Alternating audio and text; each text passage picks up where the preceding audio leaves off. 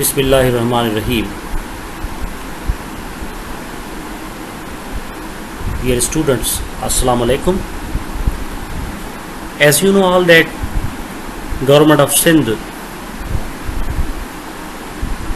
has announced that the teachers must produce online video lectures due to the COVID-19, and this is all for the easiness of the student as they could learn at home because of this pandemic situation.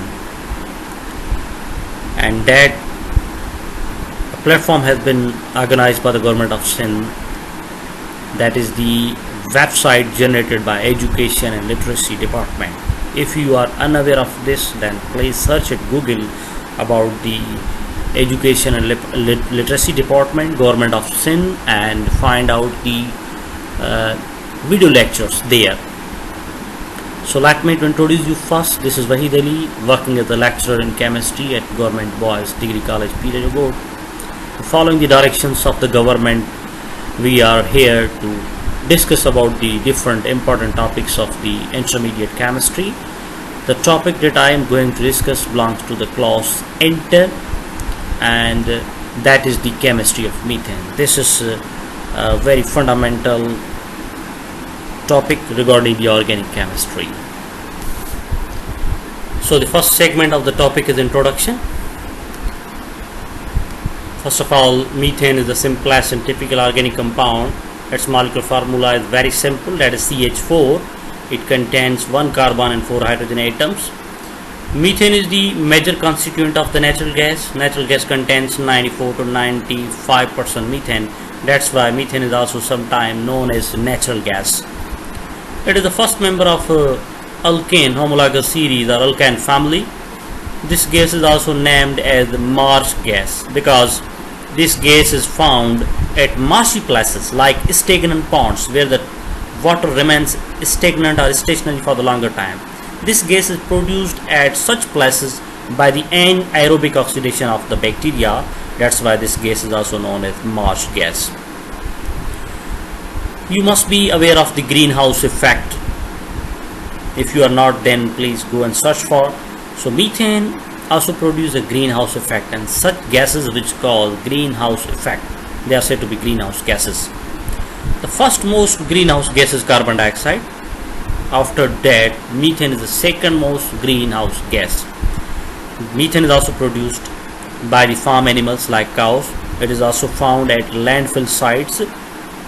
I mentioned over the definition of the landfill site in the bracket that landfill site is a low area where the waste is buried between layers of earth, and its regional name in Pakistan is Sui because its large reservoirs were first found at Sui, that's an area of Balochistan, in 1952. That's why this gas is also known as the Sui gas. You might have seen the words on the gas bill like SSGC, Sui Southern Gas Company Limited. This is the same word, Sui. After that, we have to discuss the structure of methane molecule. You know, the valence shell of carbon contains 4 electrons. One of its electrons is present in s orbital, while as its 3 electrons are singly present in 3 p orbitals, px, py, and pz. Before going to form a bond, the 4 valence electrons of the carbon undergo the mixing, that is said to be the hybridization, and they produce a 4 new orbitals having the same shape and same energy. They are said to be the hybrid orbitals. Each orbital contains s and p character in 1/3 ratio. That's why each orbital is known as sp3 hybrid orbital. And these 4 sp3 hybrid orbitals are arranged around the carbon atom in such a way that they form a tetrahedral geometry. Looking at figure starting from the left side, first is the image showing the carbon lying on the center, while as the 4 balloon-like structures around the carbon are actually the sp3 hybrid orbitals of the carbon. They form a tetrahedron, and when 4 hydrogen atoms, they are actually, look at the second figure, they are actually the white balls having the black dot at the center. These are the hydrogen atoms. These 4 hydrogen atoms are in the way of overlapping with the 4 sp3 hybrid orbitals of the carbon, and the final figure you will see that the 4 valence orbital of the carbon first having the smaller black dot, meaning having the low electron density. When overlap with the 1s orbitals of the hydrogen atom, then they have the larger black area, means their orbitals have an overlap together. Now this is the shape of the methane, that is said to be the tetrahedral shape, and this is the molecular orbital approach. Carbon forms 4 sigma bond because it has 4 unpaired electrons in its valence shell. So this is another view of the shape of the methane, and this is called ball and stick model. Here you will see that one black ball is present in the center. That black ball is actually a single carbon atom, while there are 4 white balls surrounding the carbon, and they are connected to the carbon through the stick. That's why this kind of the structure is said to be ball and stick model. This is actually artificially prepared a structure in which atoms are considered as the balls. So different colors of balls are taken and they are connected to one another by using the small sticks. That's why this kind of structure is said to be ball and stick model. This gives us the easy way or easy picture of the structure of the simple molecules. And as carbon possesses 4 valence electrons and it combined with the 4 hydrogen atom, each hydrogen shares 1 electron. So 4 electrons of the carbon and 4 electrons of the hydrogen atoms combined to give you the 8 electrons, means this molecule completely follows the octet rule. This is the skeletal formula of the methane. This carbon lying on the center, while as 4 hydrogen atoms are surrounding the carbon atom in tetrahedral geometry. Here you will see that the bond angle between the 2 hydrogen atoms surrounding a carbon is 109.5 degree, while as the carbon hydrogen bond length is 108.70 picometer. I have mentioned at the bottom that 1 angstrom is equal to 100 picometer. So if you will divide the above given value 108.70 picometer, you will get 1.087 picometer, 1.087 angstrom. Sorry.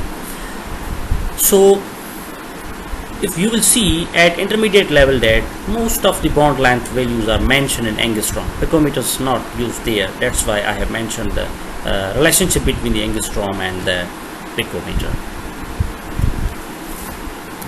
Now the methods of preparation of methane. The first method is the preparation of methane by using sodium acetate. This is the most convenient method by which the methane gas can be prepared in the laboratory by the downward displacement method. For this reaction, first a compound that is said to be sodium acetate. This is the formula of sodium acetate, CH3COONA. That is reacted with sodium hydroxide or heated with sodium hydroxide solid. This delta, this sign of delta, uses the heat that is going to be used in this reaction. And this reaction occurs in the presence of calcium oxide. Finally, we get methane as a main product, while as sodium carbonate as a byproduct. Actually, this is decarboxylation reaction, because CO2 molecule, that is said to be carbon dioxide molecule, has been lost by the sodium acetate. So any kind of reaction in which CO2 is lost, they are said to be decarboxylation reaction, means removal of the carbon dioxide molecule. And this reaction, calcium oxide is used because sodium hydroxide is itself a deliquescent solid. Now deliquescent solids are those solids which has capacity to absorb moisture from the surrounding and convert it into the aqueous solutions itself, spontaneously, automatically. So to prevent this kind of the property, calcium oxide is used. Now calcium oxide is also deliquescent and more strong deliquescent in nature as compared to sodium hydroxide. That's why we will place calcium oxide in this reaction. That calcium oxide will absorb moisture contents and sodium hydroxide will not absorb much quantity of the water vapors in presence of the calcium oxide. That's how the reaction can occur smoothly. Otherwise, if sodium hydroxide would add much amount of the water, then it might dissociate into the positive and negative ions, and that must interfere the reaction or must decrease the quantity of the product. That's why this calcium oxide is used as a dehydrating agent in this reaction. So preparation continue. The second method by which methane can be produced is the reduction of the methyl iodide. So the formula of methyl iodide is CH3R. Methyl iodide can be reduced by two ways. The first method of reduction of methyl iodide is using atomic hydrogen or nascent hydrogen. This is the atomic hydrogen. You know, atomic hydrogen is highly reactive atom that can directly combine with the number of the molecules and give you the different type of the product. This hydrogen added with the methyl iodide. One of the hydrogen is added to CH3 methyl group to give you the CH4, that is said to be methane, and another hydrogen is combined with iodine to give you the hydrogen iodide. Now, what is the function of the zinc HCl? I will give you later in the mechanism of this reaction. But initially, when zinc HCl will fall over the zinc metal, then hydrogen ions are produced. You know, when acids react with metals, they donate hydrogen ion. Later in mechanism, we will discuss that how this hydrogen ion has been turned into the atomic hydrogen and then it combined with the methyl iodide. Second way of reducing this methyl iodide is by using molecular hydrogen. Actually, molecular hydrogen cannot be directly added with the methyl iodide because the bond energy of the hydrogen is too high, that is 104 kilocalories per mole. So first of all, this hydrogen in the molecular form has been adsorbed on the surface of the palladium metal, that is a transition metal.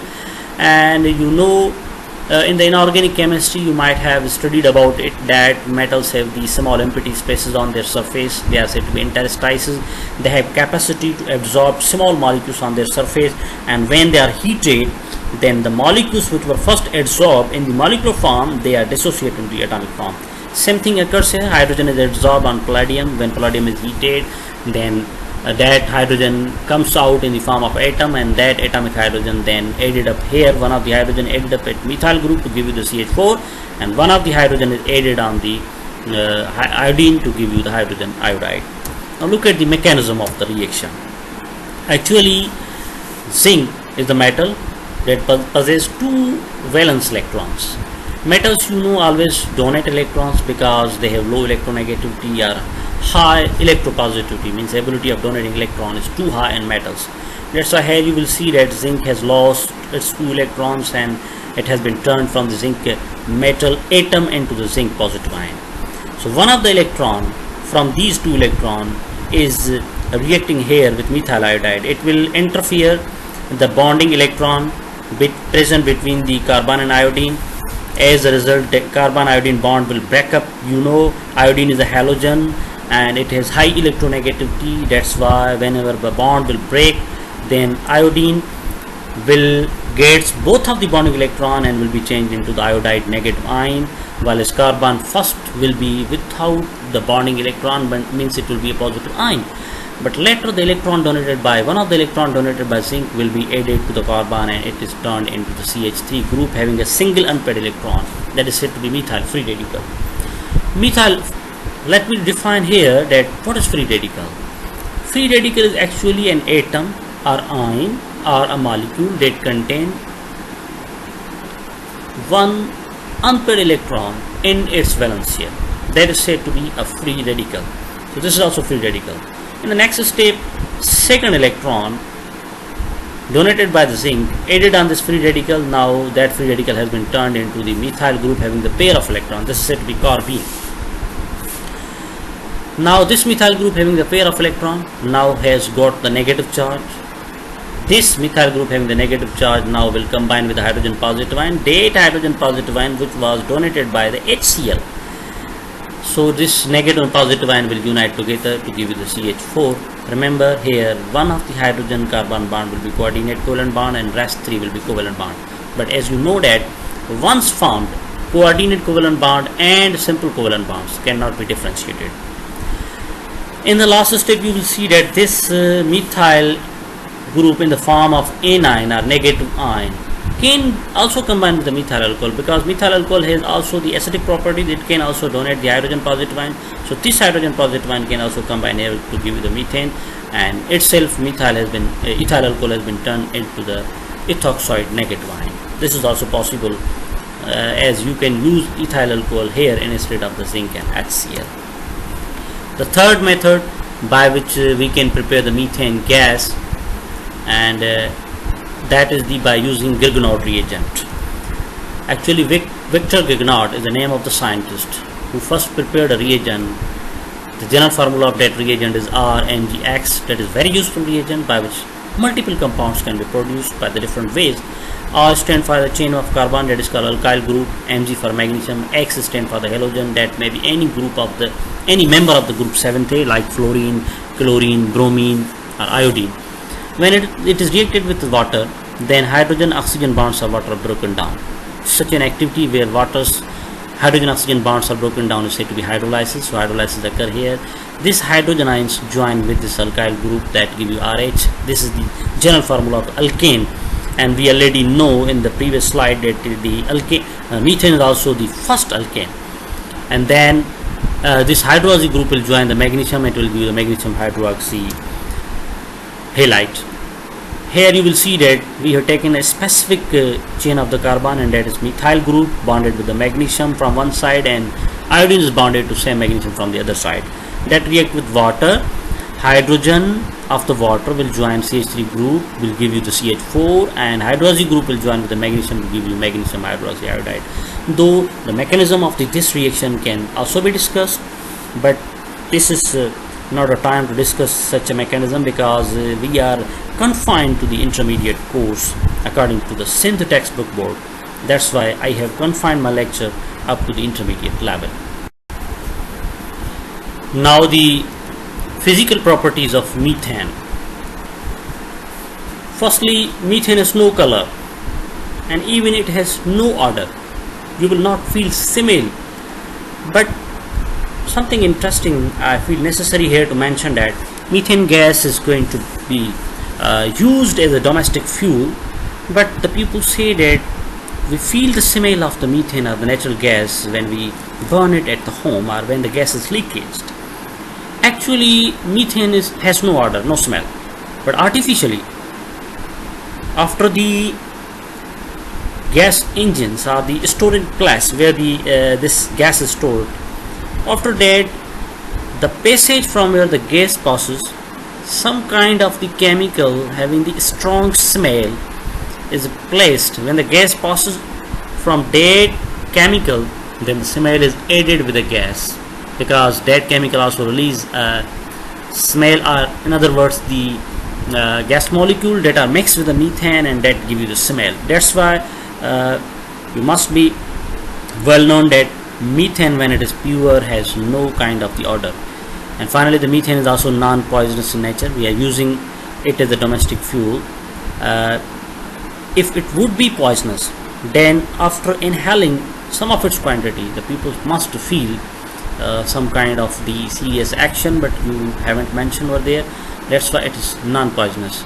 If someone is thinking that if we will inhale the methane for the longer time, or the gas is leakage for the longer time, then why people should die in their closed room? This is another strategy. Actually, when methane is inhaled in the larger quantity inside a room, and the availability of oxygen is very low or has been decreased, then the pupils actually die because of the lack of oxygen in their lungs, not because of the poisonous properties of the methane.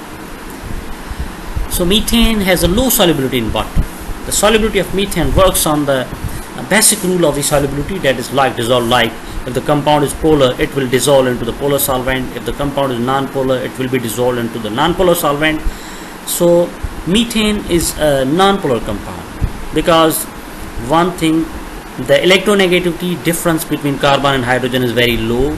Second thing, it is completely a symmetrical molecule, and you know symmetrical molecules have the zero dipole moment. That's why this is considered to be the non-polar molecule. And when it is added or dissolved into the water, water is a polar molecule. It has a very high dipole moment, and as they have a different nature, that's why the methane is very low soluble in water. So 5 ml of methane, only 5 ml of methane can be dissolved into the 100 ml of the water, because both have the different nature. Now one thing is more, that if they have different nature, then why even the small quantity is going to be added in? For that, I will explain that methane is a smaller molecule. It has the smaller charges on the carbon and hydrogen atoms. Carbon possesses slightly negative charge, and hydrogen possesses slightly positive charge.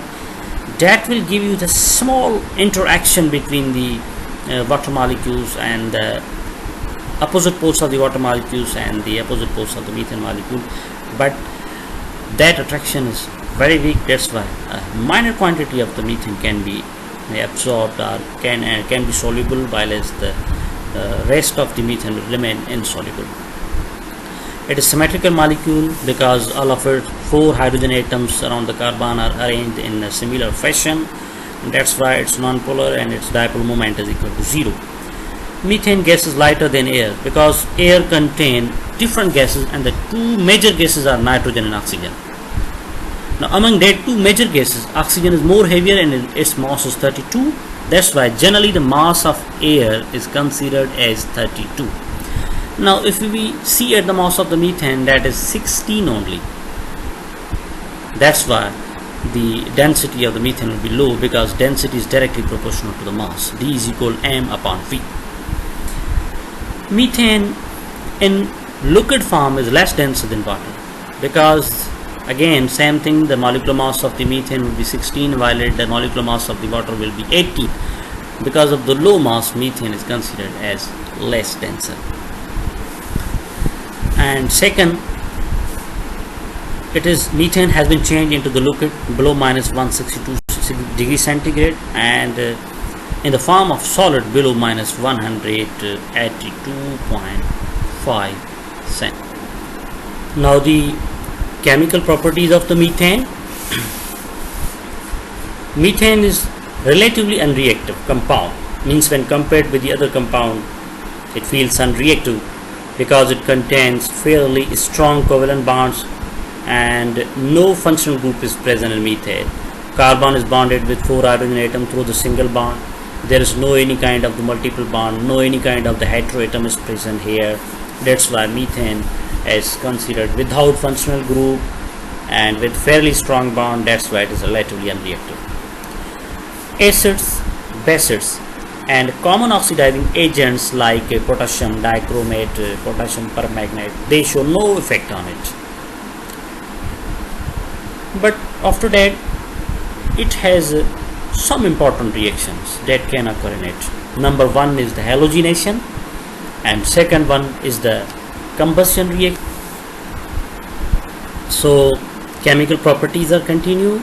The first reaction, that is the halogenation reaction. It is actually a reaction in which 1 or more hydrogen atoms are replaced from methane by the halogen atoms. Such reaction is said to be halogenation reaction, means it is a substitution kind of reaction, a replacement of one atom by another atom. As the hydrogen is replaced by the halogen, that's why this reaction is said to be halogenation reaction. So here, as you see here, that the methane molecule contains 4 hydrogen atoms, so the replacement will not occur at one time, but rather there will be the recurrence of the multiple time replacement of the hydrogen atom. In the first step, one of the hydrogen has been replaced by the chlorine and it has been turned into the methyl chloride, while as the hydrogen removed from the methane combined with the one of the chlorine atom, here it will give you the HCl, means hydrogen chloride as a byproduct. In second step, another molecule of chlorine react with methyl chloride, so one more hydrogen has been replaced by chlorine, hence it is turned into the dichloromethane along with the HCl is hydrogen chloride is a byproduct. The third reaction, third hydrogen atom has been replaced by another molecule of the chlorine, so it is converted into the CHCl3, that is trichloromethane, or it is associated with the chloroform, plus HCl means hydrogen chloride. The fourth reaction is that the chloroform is reacted with the another chlorine molecules or the fourth chlorine molecule, and then last hydrogen atom from the chloroform has been replaced by the chlorine atom and it has produced the carbon tetrachloride, that is CCl4. This carbon tetrachloride is important organic solvent. The next reaction of the methane is the combustion reaction. Combustion reaction, you know, it is one kind of the burning in which anything burns in the presence of the oxygen. It is actually a multiple step oxidation reaction, means oxygen is added with the methane, in which methane burns in the presence of oxygen to produce carbon dioxide and water, and every combustion reaction produce these two things. One is the carbon dioxide, other is water molecule. Combustion reaction is generally exothermic reaction, and when anything is burnt, it will give you the heat. That's why this reaction is exothermic in nature. Here you will see the reaction. This is the methane molecule when added with the oxygen molecule, or when oxygen is supplied to the methane and when it is burnt or ignited, because these species will not react automatically because their bonding energy is high and that molecules cannot break automatically at the room temperature. That's why first they are ignited, means for example you can apply the match stick on them and they will start to burn. So methane after burning will give you the carbon dioxide gas and water vapors. Every burning reaction is exothermic. It emit energy. It exo means give out, thermo, exo means out, thermo means heat, so it means it will give you the heat. This is the value of the energy that is going to be released by this reaction, that is delta H, means change in the heat that is produced during this reaction, that is negative 45.93 kilojoule per mole. This negative sign shows that energy is going to be released out from the system. Energy content of the system is going to be decreased. And if you will convert this value into the kilogram per gram, then it will be minus 2.85. 1 mole of methane contain actually 16 grams. So when this value, that is the value of the 1 mole, will be divided by 16, then it will be equal to the minus 2.85. So the same value may be represented as minus 2.85 kilojoule per gram. Now the mechanism of the halogenation reaction, that how the replacement of the hydrogen from methane occurred by the halogen atom. Actually halogenation occurs through a mechanism that is called free radical mechanism. I mentioned the definition of free radical previously, but I am again repeating here that the free radical is an atom or molecule or ion that contain an unpaired electron in its valence shell, that is said to be the free radical. Actually this mechanism occurs in 3 steps. The first step, that is the initial step, said to be initiation step. In this step a radical species is generated, that may be by heat, maybe by light, or maybe any other catalytic source. Here for example 2 chlorine atoms are bonded together through the single covalent bond, and when they will dissociate they will give you 2 chlorine atoms, each having the single electron that has been obtained by the dissociation of the bond. When a bond breaks in such a way that each atom gets back its bonding electron, then such a bond breaking process is said to be homolytic fission. After homolytic fission, these both chlorine atoms are produced, each having an unpaired electron. That's why these are the free radicals. Now look at this picture. This will give you the more detailed information. These are actually 2 chlorine atoms, and each chlorine atoms contains 7 electrons, but after formation of the covalent bond, both of the chlorine atoms complete their octet, because this is the purpose of the bonding. So these are the 2 electrons which has been shared between the 2 chlorine atoms. Now when heat or light that is falling over the chlorine molecule falls over it, that photons of the energy that falls on chlorine molecule, that photons will actually dissociate this chlorine molecule. As we know that both are same atom, both have same electronegativity, power of attraction is same in both. That's why when energy falls on them, that will break the bond, and when bond will break up, then each atom will get back its bonding electron. Now this is the chlorine atom having a single electron, this is the chlorine atom having a single electron. That's why now these both are said to be the chlorine free radicals. The second step in this mechanism is the propagation, means now the reaction will further propagate, further proceed. When one radical species will interact with another molecule that will not be the free radical, means now free radical, that is highly reactive species, because it has a free electron available that can quickly combine with other species. That free radical will combine with another molecule, then this formation of radicals will remain continue. For example, look at this one. This is the chlorine free radical that was generated in the first initial step. That chlorine free radical attack on the methane molecule, that is a molecule has no free electron. Then this chlorine free radical having high reactivity will combine with this methane, and this bond between the carbon and hydrogen will break up. One of the hydrogen along with its electron will come to join Cl. This will give you the hydrogen chloride, while its carbon will get back its single electron. Now this is the methyl group. It has a one unpaired electron that has been obtained by the dissociation of the bond, and this is now the free radical. So in this step another free radical is produced, means now the reaction is proceeding, now the reaction is propagating. Look at this image. Now this is the chlorine free radical. When this free radical attack on the methane molecule, then one of the electron, along with one electron, this hydrogen has been snatched by the chlorine free radical to give the hydrogen chloride. Now this group now has been turned into the CH3 having the single unpaired electron, so that it's a free radical. In this way, now this free radical will again attack on another chlorine molecule that will not be free radical but rather a molecule. So it will again snatch one of the chlorine atom from the molecule and turn chlorine molecule into the chlorine free radical. Similarly, chlorine free radical will turn back to attack this CH3Cl molecule and hydrogen will be snatched. Likewise, this game will remain continue. Ultimately, the reaction can be terminated or stopped, and this termination occurs in such a way that all of the free radicals available in the reaction will combine to one another. When one radical, free radical, combine with another free radical, then finally no reactive species remains back. That's why the reaction is stopped. Now here, this is a chlorine free radical. When combined with methyl free radical, these single unpaired electron has been shared between them. That's why CH3Cl, that is methyl chloride, has been generated. This is one example. Another way, if there is a Cl free radicals available in the reaction mixture, that will combine to give you Cl2.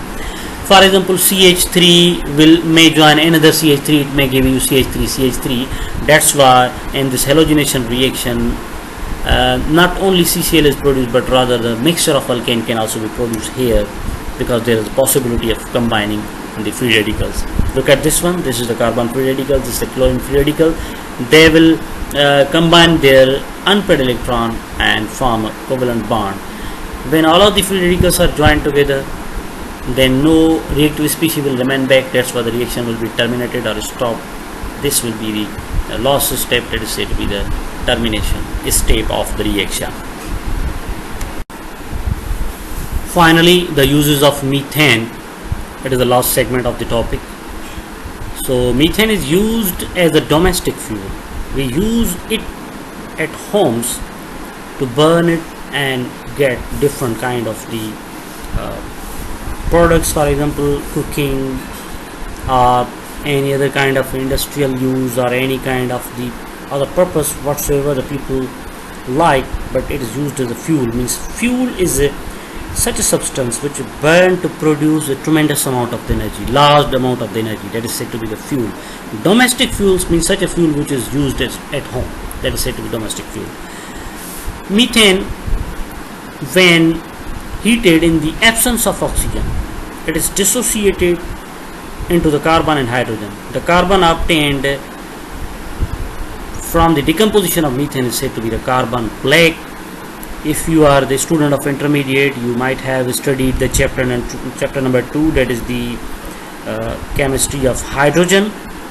In that chapter, this reaction is mentioned that the methane has been dissociated into the carbon and hydrogen, and that carbon is said to be the carbon black, because when it comes in contact with the organic matter, it gives black spots. That's why it is said to be the carbon black.